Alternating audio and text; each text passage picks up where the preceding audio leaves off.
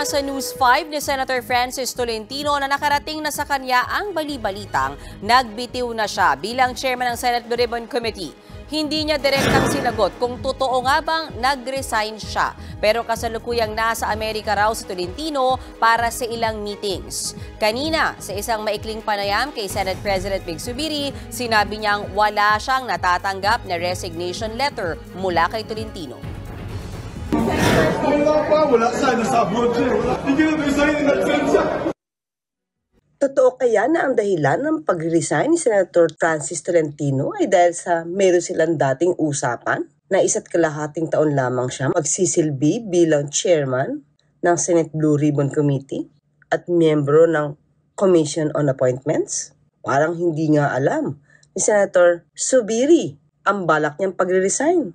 Kadramahan lang ba ang sinasabi niyang dahilan para siya mapag-usapan, lalo na't hindi siya pumapalo sa survey para sa 2025 midterm elections? Bakit hindi natin kaya busisiin ang maaaring dahilan ng kanyang pag-resign? Senator Francis Tolentino on Tuesday, December 19, confirmed that he will leave his position as chairman of the Senate Blue Ribbon Committee. He also announced that he will relinquish his membership in the Commission on Appointments in fulfillment of a circuit commitment to serve as Blue Ribbon Committee chairman and member of the Commission on Appointments for a concise term of 1.5 years.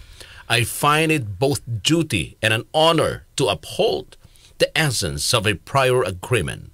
Tinatanggap at nirerespeto ni Senate President Juan Miguel Zubiri ang naging pasya ni Senador Francis Tolentino na nakatakdang magbitiw bilang chairperson ng Senate Blue Ribbon Committee.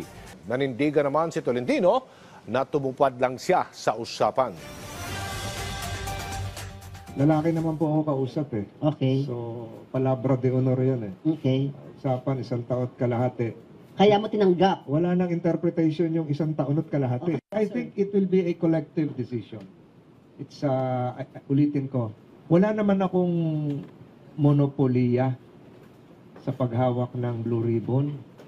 Maraming karapat-dapat, maraming may kakayahan, mas magagaling, na dapat sila po ay manungkol. This decision is rooted in a deep-seated belief that public office demands fidelity to pledges made, Tolentino said in a press conference.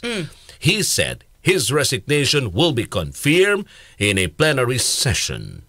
The Senate will resume sessions on January 22, 2024. Okay. So yun. So partner, Diba, ito yung makapangyarihan din na komite. Oo, diba, yung Blue Ribbon, partner. Ito yung mga ginigisa, iniimbestiga, di ba partner? sabi nga nila, itong Blue Ribbon Committee, task to. Kumbaga, ang task nito is to investigate alleged wrongdoings of the government officials, di ba?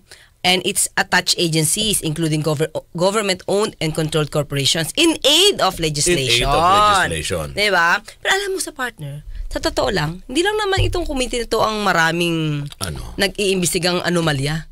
Sa panahon ngayon, dami-daming committee na puro anomalya yung iniimbestigahan. Diba? Ang sa akin lang, partner, medyo, ito ba medyo naging surprise sa'yo, yung biglang pag-resign ni Senator Tolentino bilang chair ng Senate Blue Ribbon Committee. Kasi parang before, wala naman tayo nadinig na meron silang term sharing or meron siyang, kumbaga 1.5 years lang siya magsisilbi as chairman. Parang wala naman dating na ganong issue. Ganong issue, di ba? So sa ngayon, saka sinabi niya lang kay Senate President before, paano naging chairman siya na, sige, 1.5 years ka lang ha. Tapos, walang pangkapalit. Parang ganun ba yun? Di ba normally, pag may ganun, dapat mayroon ng alam ng kapalit, di ba? May pinupunto ka na kung sino.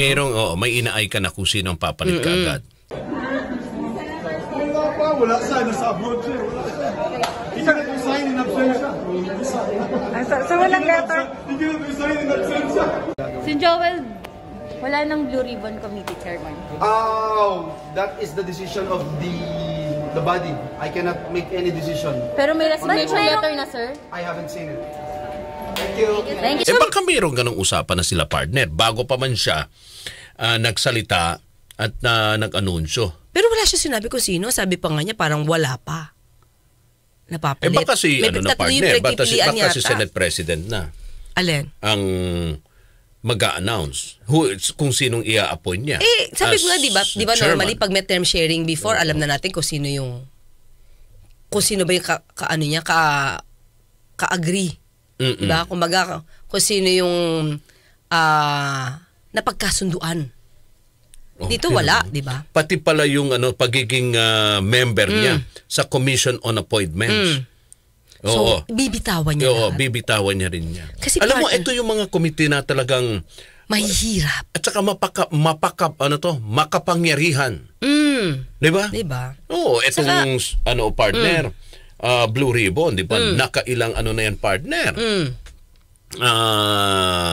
Naging mainit din na komite ba yan? Di ba? Actually, itong pinakamainit kung tutusin eh. Nung mga nagdaang administrasyon. Panahon ni ni Senator Gordon. Gordon, yeah. Siya ang diba? Siya talaga ang diyan sa committee na yan. Kumbaga, nagpainit lalo dahil sa mga ginawang investigasyon na involved dyan partner, lalo yung mga hindi lang basta opisyal, matataas na lider ng ating bansa. Ako partner, ano ba talaga ang pinakadahilan? Ako, meron akong alam. Hindi. Meron akong pakiramdam. Hindi ko sabing concrete tong kaalaman ko or absolute truth yung sinasasabihin ko. Pero may nararamdaman ako kung bakit, di ba?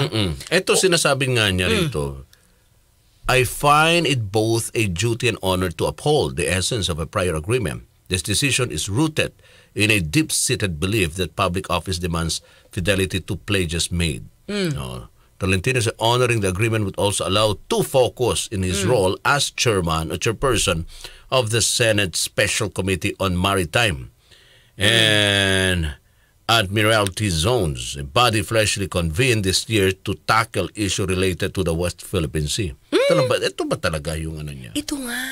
Yung ito yung nararamdaman ko, mga kayubi. Okay. Kasi hindi kaya mayroon kayang mga nakabimbin dyan na talagang gustong partner, digdigin, investigahan. Pero hindi niya magawa. Hindi, ayaw niyang... Pwede! Parang mahirap para sa kanya. Ito nga, partner. Being the chairman ng Blue Tandaan Ribbon. mo, si Senator Tolentino, re-electionist. Okay. So, ang trabaho ng pagiging chairman sa Blue Ribbon Committee, mahirap. Madugo. At tandaan natin, sa mga survey na lumalabas, hindi siya pumapasok sa Magic 12. Okay. Diba? Ngayon, kung hindi siya papasok, anong dapat niyang gawin? Kailangan siyang maghabol. At kailangan niya na lumabas. Gaano kalayo ang dapat niyang habulin? Malayo, partner. Nako. Bakit? Ito naman yung nakikita Mula ko. rito hanggang sa partner, West Philippines yung dapat niya tagbuhin. Saka hindi lang jogging, talagang tagbo talaga. Para mahabol niya. Oo.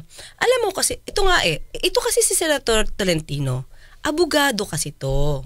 Sayang Sa akin ang hihinayang ako sa utak niya, partner. Kasi ngayon siguro, nakikita na natin paano yung galawan sa hearing. Nakikita natin. Before, partner, hindi ako aware sa mga hearing na ganyan Nakikita na natin yan, natatelevise lang siya. Pag yung pinaka-importante, alam mo yun, yung parang tipong, ang tawag doon, yung sa Chief Justice, impeachment. Doon yun na inaabangan. Pero the rest of the hearings, parang hindi ko naman siya nakikita before. Ngayon talaga lahat, live mapapanood mo. So, ito yung sa akin. Magaling kasi si Senator Tolentino as a lawyer. Pero feel ko, hindi siya magaling tumimon. As chairman. As chairman. Oo. Kasi ganito, partner.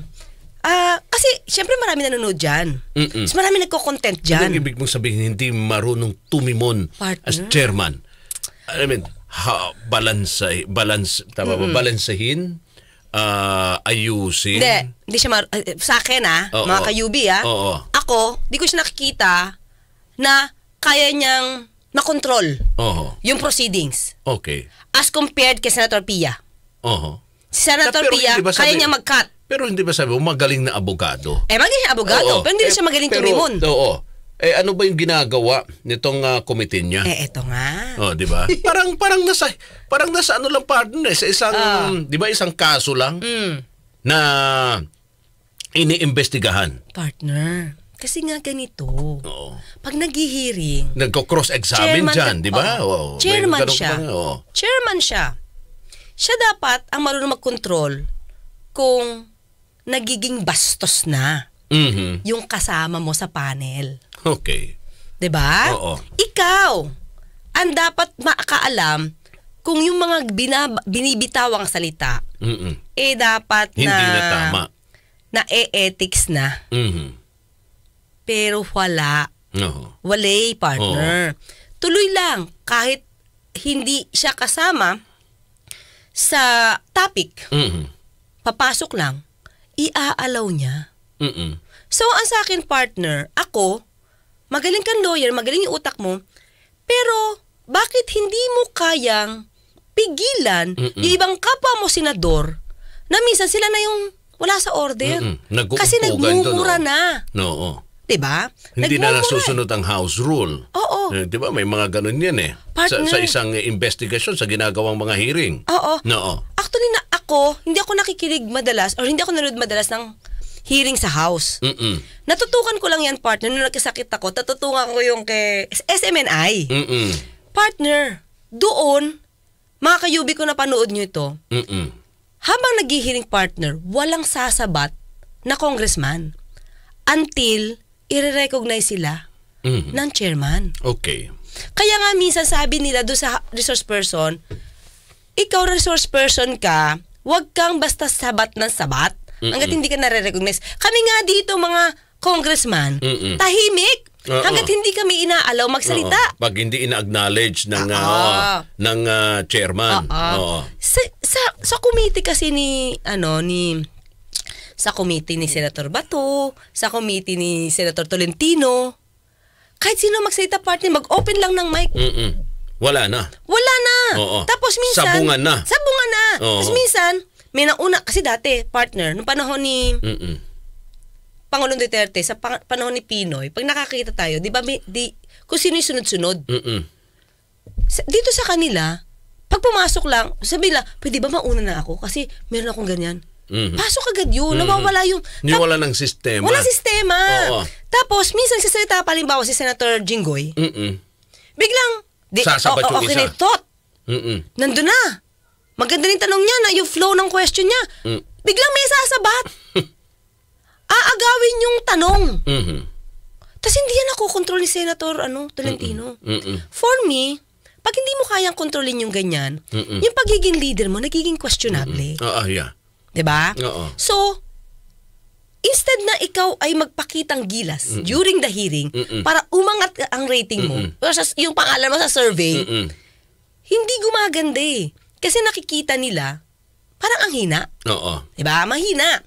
Pangalawa, partner, bakit mahina? Bakit ayaw niyang tuligsain itong mga ibang nagmumura?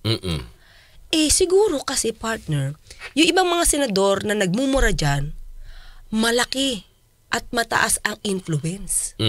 So baka pag kinalaban niya to, yung mas mga taong nagpa-follow dito, hindi niya makuha.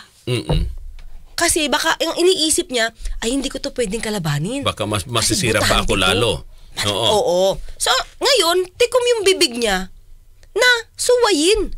Tuloy, yung nagiging hearing niya, abay, parang palengke na. Oo. Kaya nga tawag nila circus.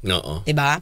So yun yun. Bakit? Si Senator Tolentino, feel ko lang, partner, nagpi-play safe siya sa lahat. Dahil nga mababa yung ratings. Oo. Hindi niya dapat kalabanin si PBBM. Di niya dapat kalabanin ang mga Duterte. Di niya dapat kalabanin ang mga Arroyo. Oo. Di niya rin dapat kalabanin ang mga Dilawan. Oo. So, nasan siya ngayon? Diba? Ayaw ka sabihin Dilawan. Yung mga partido dati nila Pinoy. Ano ba tawag doon? Anong partido tawag doon? Well, minority oh, yung minority. Oo. Diba? Ang gusto niya parang makuha niya lahat. Like what, sabi nga nila, like what Robin Padilla did. Lahat kakampi. Oo. Diba? Tumulong sino? Ang Duterte, syempre, die hard eh. Si Senator Robin. Tapos, kakampi niya rin si Congresswoman Arroyo. Tapos, kakampi niya rin si Chris Aquino, partner. Tapos, sino ba kakampi niya? Kakampi niya rin si BBM. Diba? So, kaya umangat. So, ang tanong natin, ganun din ba ang gustong daan gawin na tahakin ni Senator Tolentino? Kasi, kaya kailangan niya mag-resign dito. Kailangan niya maghabol. Dahil ang layo niya. Pang ilan ba siya sa survey? May bago bang survey layo na ay nilabas? Kasi, tama nga partner. Ngayon pa lang siya mukhang talagang partner. Huli na. Sabi ni Super Boaz. May pwede pa naman humabol, pero parang partner medyo malayo-layo na siya para makahabol. Unless pag meron siya partner na solve o na ipakita partner, di ba? Sa taong bayan na partner, tawag nito, talagang mapapabilib sa kanya, mapapawaw. Yun na nga, partner. Kung nagpakagaling-galing siya sa hearing, partner, kumbaga sa Bulaklak, uusbong siya. Mas makikita siya. Tandaan mo, partner. Mag-bloom. Yun. Nung nag-ingay, dati, si Senator Cayetano, Alan, ingay niya, di ba? Sa mga hearing, kinakitaan siya ng tao, kaya nga lumakas siya. Kung dito nagpakagaling-galing siya, pinakita niya na he's a good leader. Kaya niyang tumimon. Like what Senator Pia did. Pag cut-cut, pag mali-mali, pag hindi sa issue. Chairman ka Ikaw ang chairman, Diba? So, yun. Hindi siya nagpakita ng kagalingan bilang senador, bilang chairman. Wala yung tapang. Talagang bilang isang talaga partner, bilang isang leader. Diba? Dapat ikaw nagko-control sa iyong mga member. Hindi partner, nilalamon ka. Partner, sa totoo lang. Pag nandiyan siya, parang hindi siya yung chairman. Wala. Wala, hindi niya ay kayang yung kung paano dapat sunod-sunod, paano yung dapat na gawin. Hindi pwedeng pasok lang ng pasok. Di ba, kagaya dati ni Senator Gordon. Di ba? Nung chairman siya ng Senate Blue Ribbon Committee partner, talagang siyang nagli-lead sa investigation. Karamihan ng tanong sa kanya galing. At pagkatapos, kung may mga magtatanong, at sa kanya i-acknowledge. Okay? At tapos, kung may gustong hihintayin hanggang matapos yung tanong, hanggang sumagot dun sa tanong, at pagkatapos magpa-follow up. Diba? Second round. Parang gano'n. Kasi para lahat nabibigyan ng partner. Ng pagkakataon. At saka partner, nakukuha mo talaga kung ano yung gusto mong makuha at lumabas sa investigasyon. In aid of legislation. Kasi kung sobrang magulo, hindi mo na alam, ano ba yung mga natin na information rito?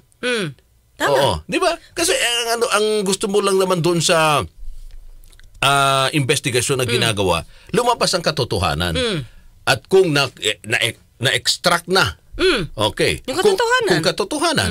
At saka, doon na sila partner, di ba, mag-iisip sa kung anong pwedeng batas na gawin para doon, para maituwid. Ano nangyayari kasi, partner? Well, I think, alam naman niya to, di ba?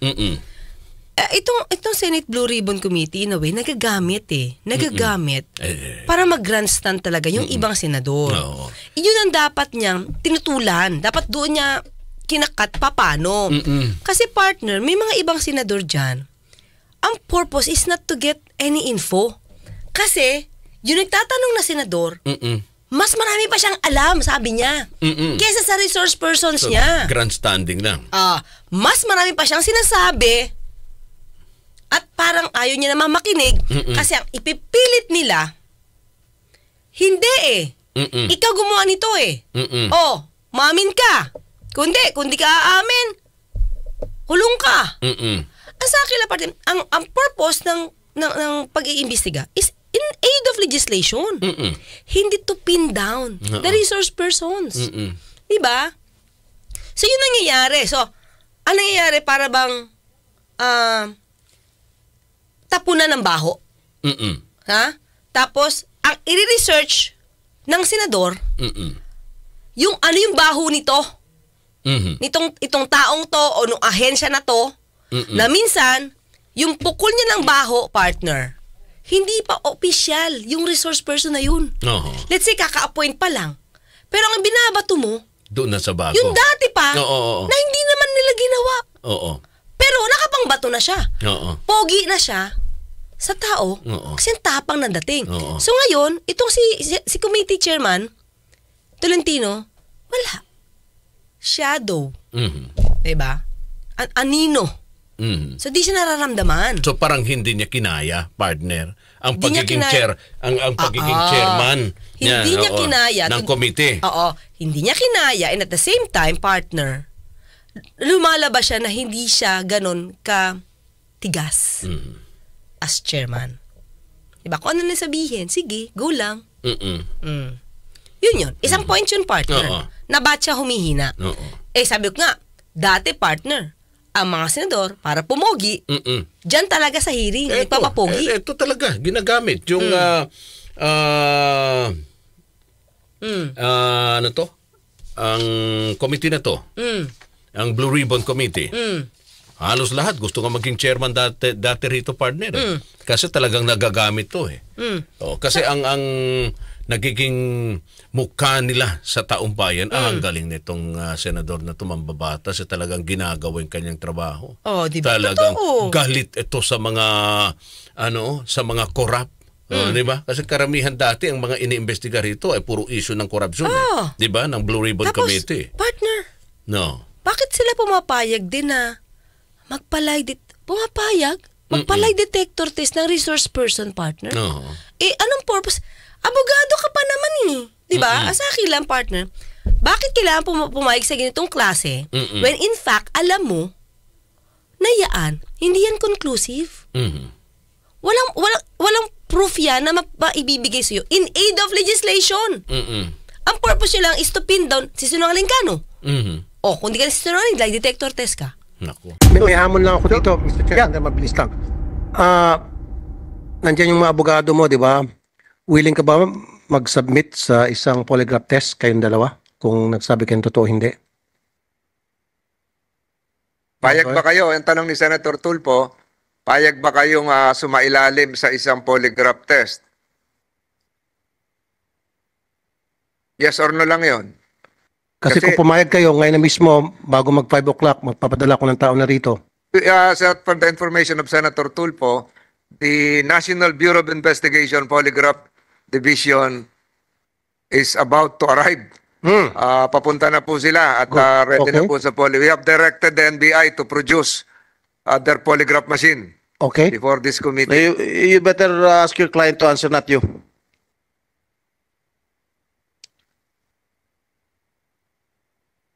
Yes, Your Honor, kung lahat po kami, pati yung mga testigo nila at lahat-lahat. Ikaw lang. Only asking you, not the others. Ikaw ang tinatanong ni Senator Tulfo at yung asawa mo. Kayong dalawa lang. Dapat po, pare-parehas po Hindi. kami. Ikaw nga ang tinatanong lang O asawa mo Answer! Kung hindi po sila kasama daw po, ay pwede pong... Ano kinalaman nila? Kasi ikaw lang tinatanong ni Senator Tulfo. Kasi po nagsisinungaling sila. Sa amin nila tinuturo yung ginawa nilang kasalanan. Hindi nga, mamaya ko na sila tatanungin, ikaw lang tinatanong ko. Tanungin mo lang ako, yes or no, ikaw lang. Huwag mo na sila intindihin, yes or no. Hindi po. Dapat kapare. Hindi. So ayaw mo. Opo. Ikaw naman, Mr. Ruiz, yes or no lang. Para malaman kung nagsasabi kayo ng totoo. Kung ano po yung sinabi ng aking asawa po, yun na po ang Kita nyo? Sabay-sabay nagsasalita. Hindi mo na ngayon alam kung sino yung chairman. Samantalang ang chairman dito sa committee na to ay si Senator Francis Tolentino. Pero sino ang tumitimon? Kung hindi si Senator Tulfo, si Senator Estrada.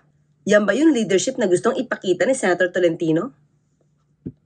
Pero alam niyo, in the court of public opinion, guilty na agad kayo.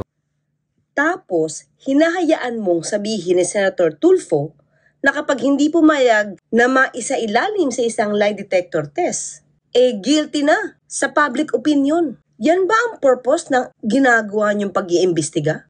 Hindi naman yan ang purpose kung bakit kayo nag-iimbestiga.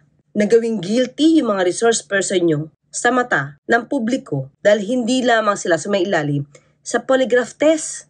Pero hinahayaan mo, di ba? Hinahayaan mo ang opinion ni Senator Raffy Tulfo patungkol dyan. John, ang purpose nyo lang is to pin down si Sinungaling ka, no? O, kung di ka na si Sinungaling, lie detector test ka. Naku. Which is wrong. No, during the hearing. During the hearing. So, ano bang purpose mo? Magsinungaling siya? Di ba ang gusto niyo lang makuha is fact. Kung nagsisinungaling siya at alam mo sa sarili mo kung ano yung totoo, bakit mo pa ipupush? Ipakita mo muna, ito yung papel. Di ba? Ito yung papel. Ano ba talaga? Ito, according to the records, ganyan. So, you don't need lie detector test. Para ka nahuhula. Ganun yung dating. Hindi dapat ganun. The way you question, yung mga questions mo, ang magpapaprove, magpapatunay kung yung taong kausap mo, nagsisinungaling. Hindi lie detector test. Alam mo dati nga partner, di ba? Kapag nagsasagawa ng investigasyon o ng hearing, itong committee, Blue Ribbon Committee, makikita mo, pag siya'y nagsinungaling, may mga partner ebidensya na ipapakita, dokumento. Di ba? Nandyan lang lahat. Si Senator Lacson, kompleto. Ipapakita yan dyan sa mismong partner. Meron na. Hearing. Ano to? Yes. Tanungin mo, di ba? Ayaw mong aminin. Sinasabi mo, hindi totoo. Pero, base sa ginawa naming investigasyon, eto yung mga nakuha naming dokumento. Eto yung datos. Eto yung parang ganon. So, parang ngayon, nagdadalawang isip ng resource person. Pero, hindi minumura. Yes! Ano pong sa palagay ninyo? With the indulgence, Senator Tulfo, siguro yung sinight ni Senator Tulfo directly attributing the name of Engineer Sulaik, will also give him a chance to, in the interest of fairness, to respond. Mga 3 project yung sinight yung pangalan niyo Mr. Chair. Siguro sumagot kayo and then yung general response would be coming from Engineer Guillen. Mauna si Engineer Sulaik kasi nabanggit yung pangalan niya ni Senator Tulfo. Okay. Umpisa natin, Engineer Sulaik, dito po sa 119 million 347,000 na project sa Santa Josefa Pump. Ano po yung inyong reaksyon? Mr. Chair, yan pong 119 million na pondo ng Santa Josefa, Mr. Chair, binigay po yan na allocation sa project na yan. But during that time, Mr. Chair, hindi na po ako yung regional director ng Region 13. I was assigned here in Central Office in 2017. So ang nag-implement po ng yung pondong na yan is the regional director. So yan at po, sino po siya? Si Dante Ganotesi po. Pwede natin patawag, Mr. Chair? Yeah. Still connected with NIA? Retired na po, Mr. Chair. Patawag pa rin natin, Mr. Chair. Kasi wala siya, he's not here to defend himself. Attorney Kimbo is directed to issue a notice to Dante Ganotisi. Anyway, you'll get the details later. So, Director. Mr. Chair, pero bakit pangalan niyo po ang nilagay dito ng inspection team ninyo? Hindi ko po alam kung bakit. Kasi ang nangyayari po, Mr. Chair, no, sa bawat visit ng... Anong year po ito? 2019 po yan, sir. 2019? Yes po. 2017, nasa central office na po ako. As what? As a deputy administrator. So you also have direct supervision over that project? Yes, Mr. Chair. Kahit wala ka na doon, ikaw pa rin ang direct supervisor? Yes, sir. But the actual implementation of the project, Mr. Chair, is the regional director. No, Mr. Sulaik, Engineer, no. No, tama nga si Senator Tolentino. you still have direct supervision over your project manager for this particular project. Tama? Yes. Kaya nga nilagay ang pangalan mo dahil meron ka pa ring say sa proyektong ito. Because of you, na-release yung 119 million pesos na pondo na questionable. Sinasabi nga rito ng inspection team ninyo. Hindi naman torpe o tanga o stupido itong inyong inspection team na ilalagay ang pangalan mo kung talaga wala ka ng kinalaman dito. Gusto ko lang pong ipaliwanag sa inyo yung Santa Josepa Irrigation Project, Pump Irrigation Project. Ito pong Santa Josepa Irrigation Project, Mr. Chair, Senator Tulfo, ito po ay kinonstruct during the time of the late... No, sir. So, no, sir. Huwag niyo po kami paikutin. No, sir. Inamin mo na kanina kay Senator Tolentino, kay Mr. Chair, na you have direct supervision over the construction of this project. May direct supervision ka doon sa project manager. Tama? So bilang direct supervisor, kung in the name of command responsibility, may pananagutan ka. Mr. Chair, hindi po ako ang direct nag-i-implement ng yung project na yan. Ako po ay dito lang po na nag-i-evaluate ng accomplishment ng mga natapos ng mga regional director. Hindi po ako involved during the time of the implementation, Mr. Chair. Kaya Mr. Chair, patatawag natin yung tinuturo niyang tao, yung Dante, na sinasabi niya, yun ang may kinalaman at naghugas kamay at nagpo-Poncio Pilato, itong si Engineer Sulaik. Kasi nga, Mr. Chair, masakit ito para sa taong bayan. Gumawa kayo ng proyekto ng bulok. Ibig sabihin, proyekto na hindi pakikinabangan ng taong bayan. Hindi pinakikinabangan ng taong bayan. And yet, kumukubra kayo para sa maintenance ng proyektong yon. Ito po yung nakaka-high blood, Mr. Chair. Gusto ko magmura pero bawal. Ang sarap magmura. Kung nasa labas lang tayo ng Senado, naku, natatad na kita po ng mura or I don't know. O mga doon mismo, partner, yung taong bayan, malalaman na kung sinungaling to o hindi. Nahuhuli. Because sila mismo, yung mga miyembro ng committee na to, before sila, partner, uupo at sasalang magtatanong dito sa mga inimbitahan nila, partner, na resource person, para magsagawa ng investigation in aid of legislation, gumagawa na ng research. Diba? At kumakalap na ng ebidensya. Kaya sila may mga researcher, may mga lawyers sila, para kompleto. Para kung magtanong sila, ready sila, partner, na nandito lahat yung hawak naming ebidensya. Tignan nga natin. Kung hindi natin mahuhuli itong agency na to, diba? Doon sa gusto nilang malaman. Parang ganun nangyari before, partner. Yan ang nakikita na observan ko dati. So, partner, pangalawang rason. Diba? Una, sabi nga natin, politika. Pangalawa, diba, kakandidato nga siya. Sabi nga, ito, I agree. Ito kasi yung pangalawang reason ko, naunahan ako ni Angela Gonzaga Si Tolentino, posible na napapagitna sa nag-uumpugang bato. Duterte versus PBBM. Totoo, partner. Diba? Baka meron nagsasabi sa, ikaw Senate Blue Ribbon Committee ka, chair ka, imbestigahan mo anong anomalya ng Duterte. Siyempre, di naman siya makakahindi. Ay, di siya makaka-oo. Dahil kailangan niyang magkaroon ng boto mula sa mga Duterte. At siyempre, partner, hindi lang boto. Doon sa kabila, kailangan din niya ng resources dyan, partner. Pero tandaan mo, partner. Vice tama ba? Vice President ba siya? Vice something? Ng partido. Ng partido ni... BBM. No. Ni VP Sara. Ni Pangulong Duterte. PDP Laban. Correct. For Luzon. Tama, no? For Luzon. Siya. Pero, ang tanong natin, active pa ba siya sa PDP Laban? O umiiwas na siya? So, isang tanong yan, partner. So, saan napapunta ngayon ang alon?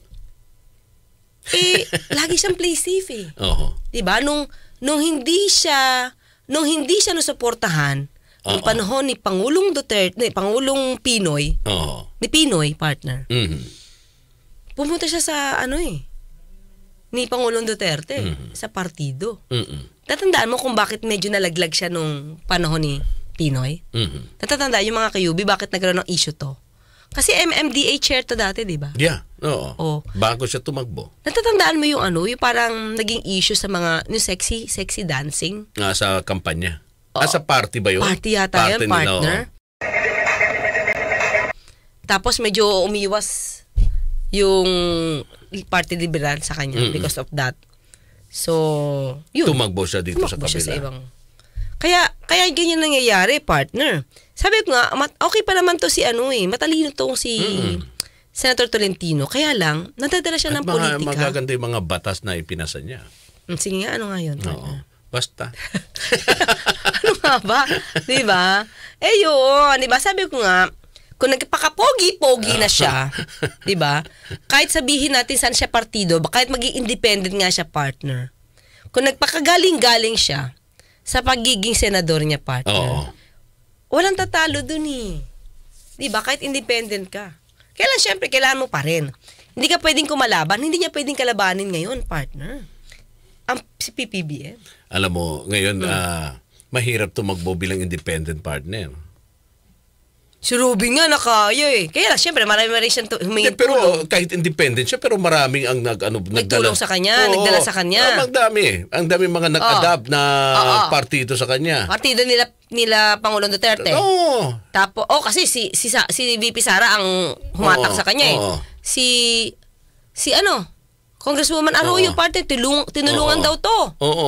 Tapos si Chris Aquino, yung mga kaibigan niya, na dati pang mga miyembro na kasama ng kapatid niya before, si Pinoy. Ayun. Dinala din siya. Kaya nga. So, parang hindi na rin siya independent nung tumakbo siya kasi may mga nagdala sa kanya na partido. Nag-adapt.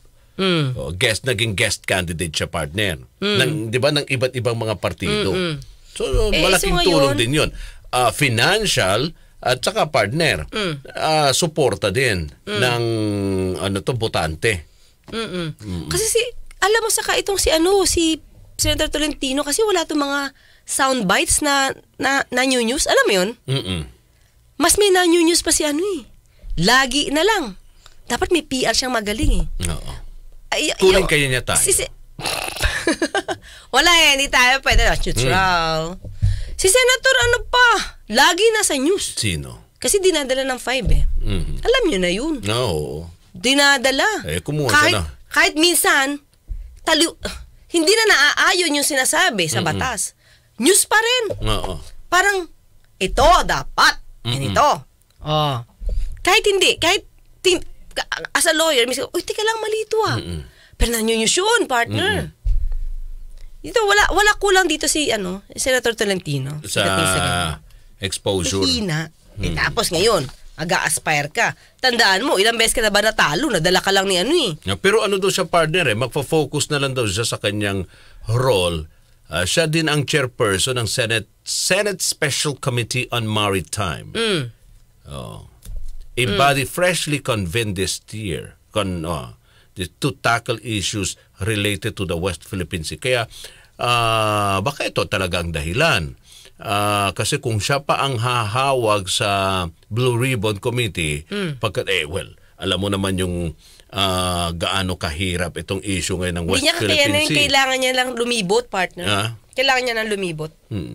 Kasi kung siya pang humahawag sa Senate Blue Ribbon Committee, pagkatapos siya pa ang chairperson nitong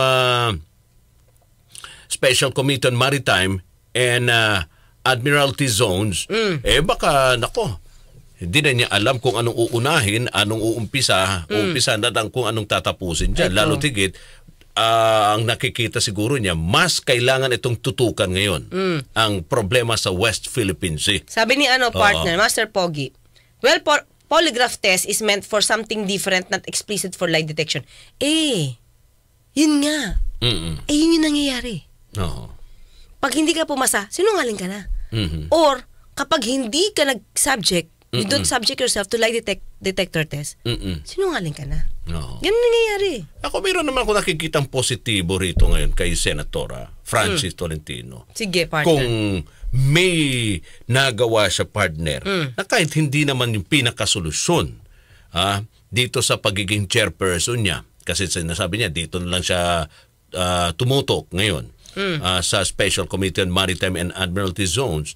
Kung may ginawa siyang mga paraan dyan o hagbang patungkol nga rito sa problema ng West Philippine Sea, lalo na yung mga ginagawang pambubuli, di ba, ng China sa atin, baka kahit pa paano magkakaroon siya ng punto, o may makukuha siyang puntos dyan. Freshly convened to.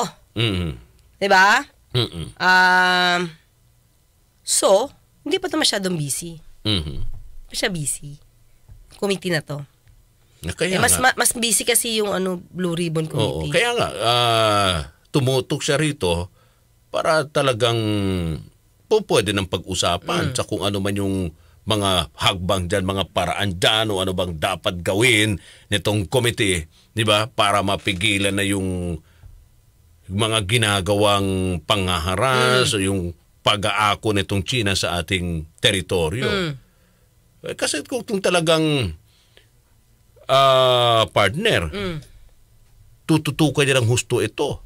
At talagang kung magiging siya partner rito, magaling sa paghahanap partner, di ba? Ng mga kung ano mang solusyon, abay mapapabilib niya yung mga botante. Di ba? Kasi itong issue ng West Philippine Sea, partner, halos lahat ng mga kumakandidato, yan ang ginagamit lalo na yung mga tumatakbong Pangulo. Pumayag kasi na. Alam nila. Partner, parang pumayag naman si Senate President, sa pag-resign. Sabi niya, Tolentino has become preoccupied with campaign plans for the 2025 midterm elections. So, gusto lang ni Senator Tolentino maganda yung exit niya para hindi mabanggit na tungkol sa pagkakampanya gagawin niya. So hanggang bukas magkita't magkalinigan tayo. Ako pa sa Tony Claire Castro, nagpapalalang, huwag tulugan ang inyong karapatan. Opo, bukas si Jenny muna ang sasamahan sa programa Mga Kasama. Kasama siyempre ang ating nag-iisang abogada ng bayan. Alas 7:30 hanggang alas 9 uli Mga Kasama. Bukas may drama ba? Mayroon. So abangan din nila ang drama bukas, Mga Kasama. Dito pa rin sa ating programa, Mga Kasama, ang Usapang Batas. Ang abogada ng bayan, Attorney Claire Castro at Radyoman Rod Marcelino para sa Usapang